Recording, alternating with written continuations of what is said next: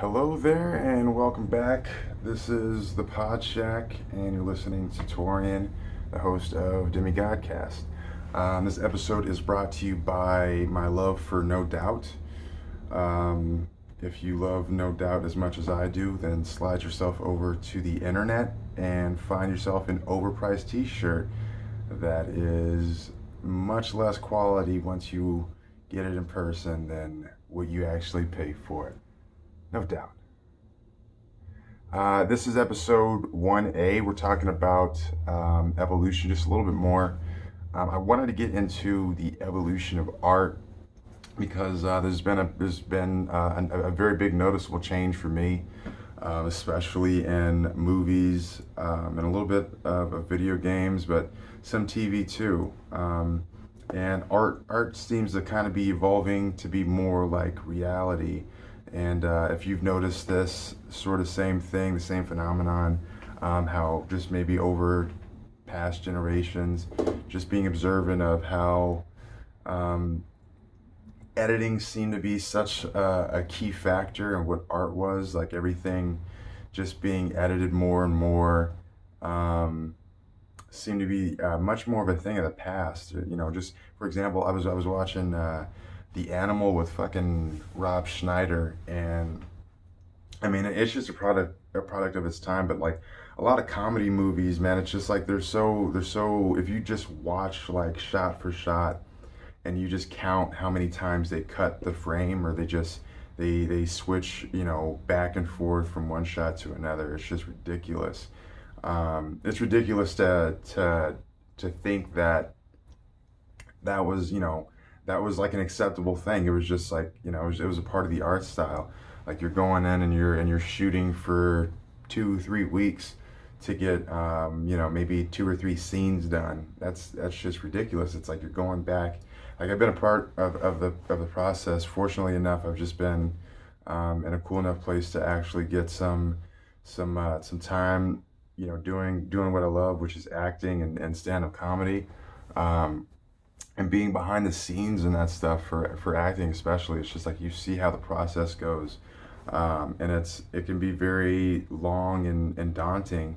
And it seems like it's been kind of growing away from that. There seems to be less editing going on.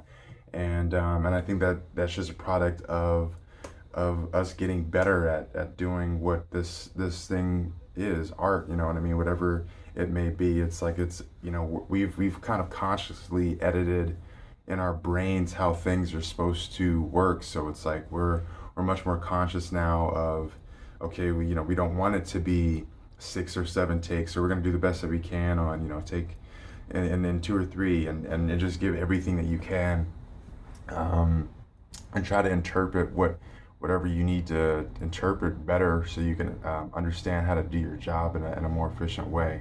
And I just think that that's something that's a cultural influence rather than a personal one. Yeah, like so yeah, I'm watching Rob Schneider's The Animal, widely considered to be an American national treasure at the time. Um, and yeah, man, there's just one scene, the whole fucking the montage where he's like trying to be a cop or something. I think it's like the beginning of the movie. There's just like so many. It's like from the start of that scene to the end of that scene, there's probably about like 200 cuts at least. Just 200 times that the film goes from one angle to another. Which is, I mean, who gives a shit about this, right? I went to school for film, so it's like, you know, these things kind of stand out to me. But if you're watching that compared to a film like compare that to a film like Birdman. I mean, different categories. Of course, they're not even in the same league in terms of like the filmmaking goes, but more of just about the time that these things were made in. There's a lot more one continuous take. You know, there's a lot more I guess variety of seeing that type of art style now than there was back then. I mean, and I know probably like a couple. I mean, there's Birdman, there's The Revenant, there's that one scene in the first season of True Detective. That was one long continuous take. That was awesome. People loved that. There's many more. There was a video game, God of War. The From start to finish, the whole game is one continuous shot. If you're just watching it, it's just one long shot, which is outstanding for a fucking video game. For it to go into cutscenes, and it's like the cutscenes just kind of warp into you not being able to play, but it's like it warps back out, and then you're just able to play again, rather than just like kind of cutting. And it's just really interesting to see like how far that genre has taken itself, and it's only going to take itself a little bit further. It's, you know, I understand things that I understand that things, when it comes to art, it's like we're constantly thinking about how we can do creative things. At least, you know, some of us, on a grand scale, and just seeing new forms of art makes it want to leak into different mediums of art. So, having that one long continuous shot, why that's so important, why I bring it up, why it's even relevant, um, because it's kind of like we're glorifying this. You know, it's like these are award winning instances when you have somebody that's taken something. 1917, that's another one too, more recent one. The war movie. So it's like you're taking something, and it makes you look like you're experiencing something. It just makes you look like you're watching life, um, which says quite a bit about how far art has come.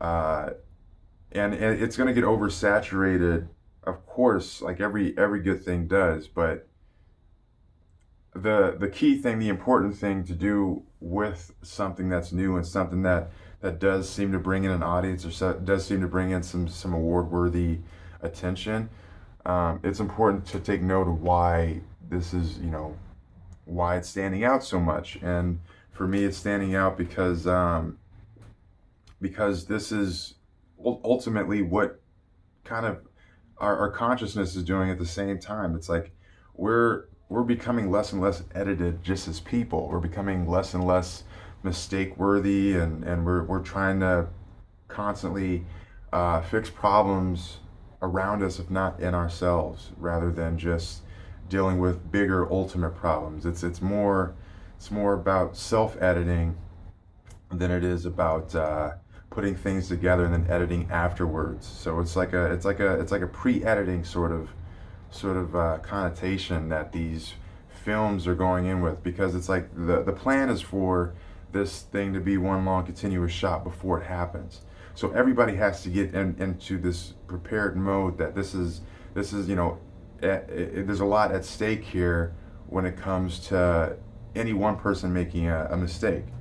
Um, and that has to do so much with how we go about our daily lives, that it just shouldn't be ignored.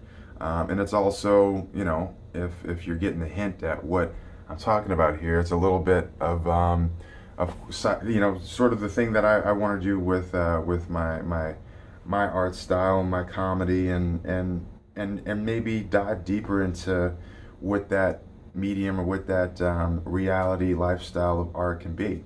I think absolutely, like, when it comes to becoming more artful just in society, I think that's just something that's gonna evolve much more as more art has been available to us.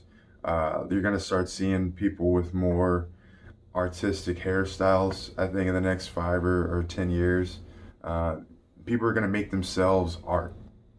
People are gonna want to be one long continuous take of art. This It's just like, um, you know, you think of some like artist, or yeah, like think of some artist, or think of some like model that never stopped being a model for art, and just decided that whatever this style of modeling was, you know, say that they're modeling for a for an animal shoot and bringing it bringing it back to Rob Schneider.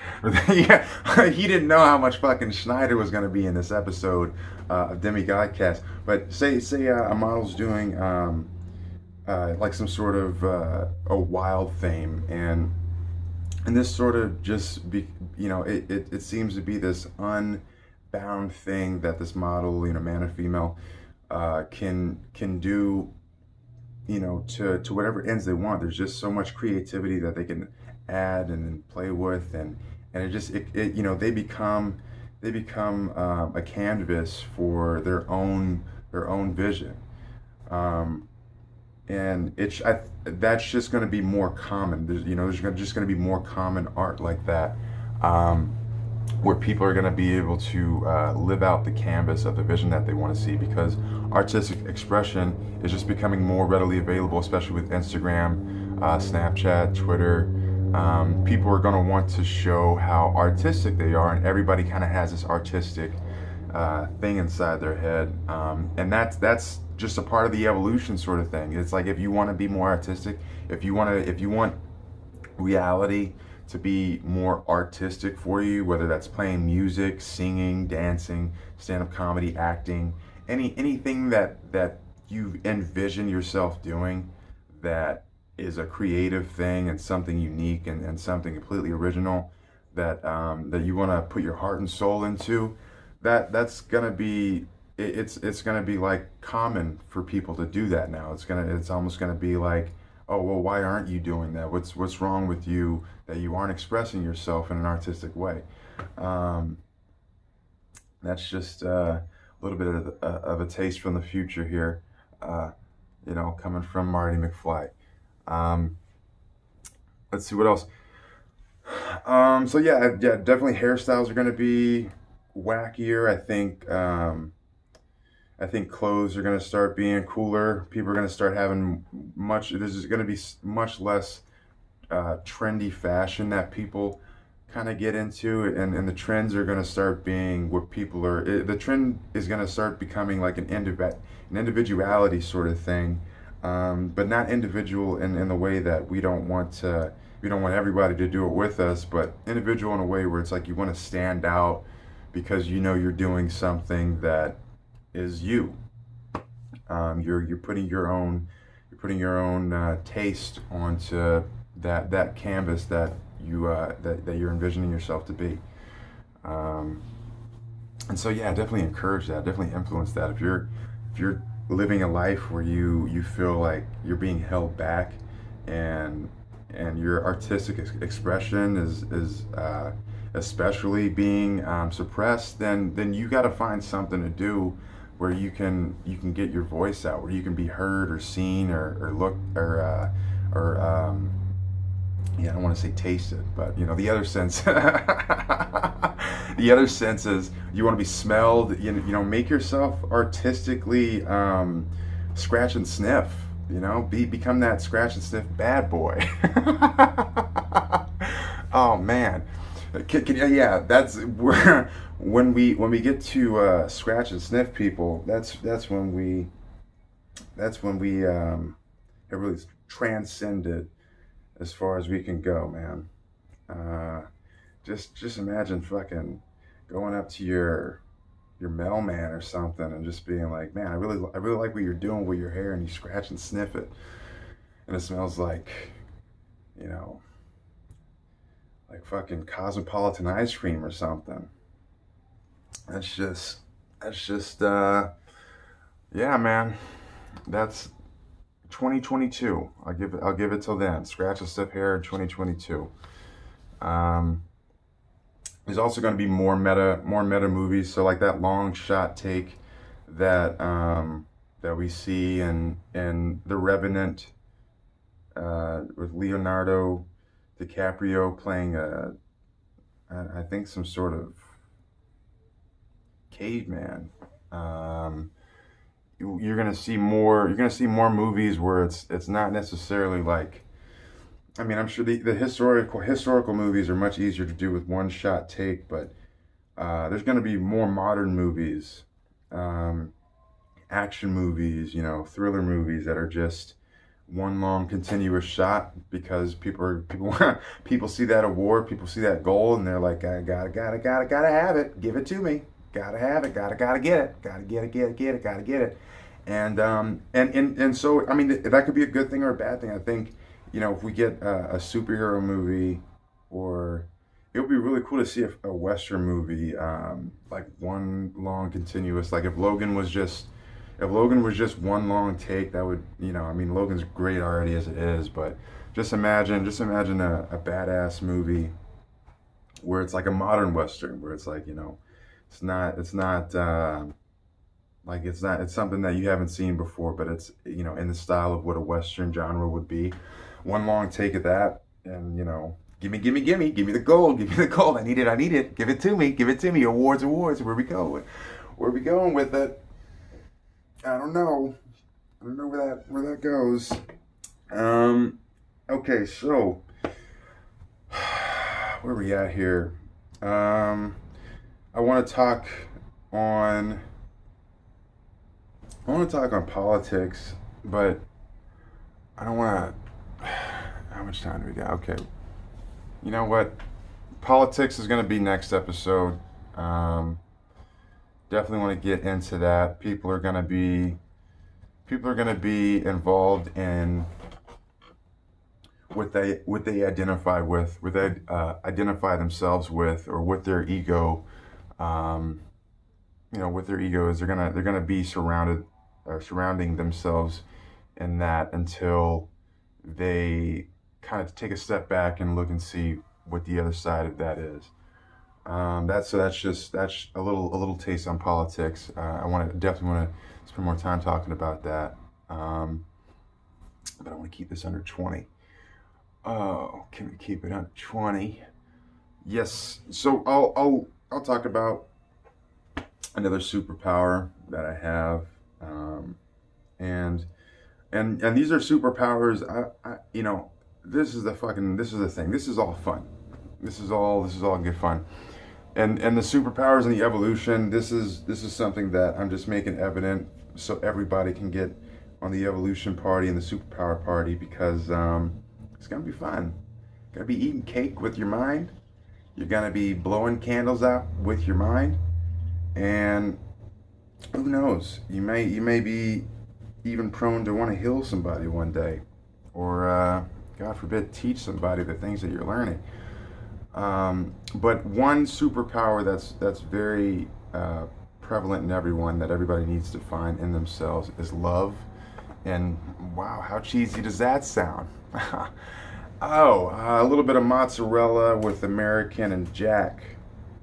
If we're being completely honest, it's super provolone, and I get it, but love is definitely the key, guys. Love is the key to the truth, because if you honestly love yourself, if you love yourself unconditionally, unconditional love there's nothing stronger than it. There's nothing that you won't do for unconditional love.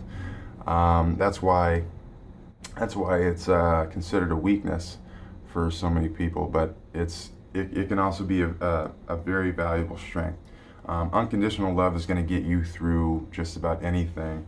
You know, even if you don't realize that you have it. When it's coming from someone, your parents, a loved one, you know, relatives, friends, unconditional love, you know, it can be felt. It can be felt, you know, just through words or through actions. It transcends what we understand as physicality, in a way where it can be passed on. It can be grown within us. It can be transferred. You can hug somebody and they can feel, you know, you can, I've put love into hugs before, and people have felt how loving the hug is. What science is going to explain that? And you know, you might say, well, maybe it's just serotonin being released in the brain of being embraced by someone. Maybe it's just a memory of what that means to you, what a hug means to somebody. Maybe that's what makes them feel love. Or, you know, I think that's bullshit, because if you hug an animal, that has no idea what any of those things mean, they can feel that same feeling. Animals can feel feelings just as easily and just as much as humans can, and vice versa. You can feel an animal's feelings. You can feel, what an animal. You can feel when an animal is hesitant towards you. You can feel when an animal is comfortable around you. You can feel when an animal is scared of you. You can feel these things, whether you recognize them or not. And these feelings get stronger the more you are aware of them. So get in touch with love. Understand what love truly is. You don't truly love someone else unless you truly love yourself, and you have to earn that.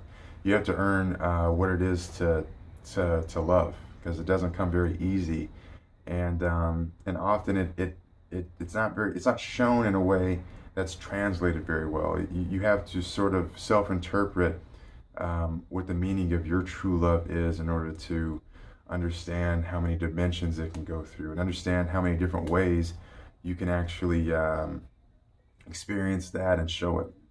So superpower is going to be love. Start studying that one. Two superpowers down so far: time travel, love.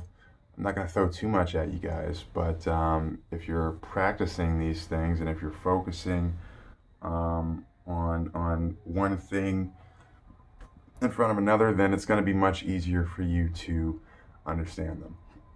So yeah, that's DEMCAST, not 2, but the second episode of part 1A. And I will see you next time talking about politics.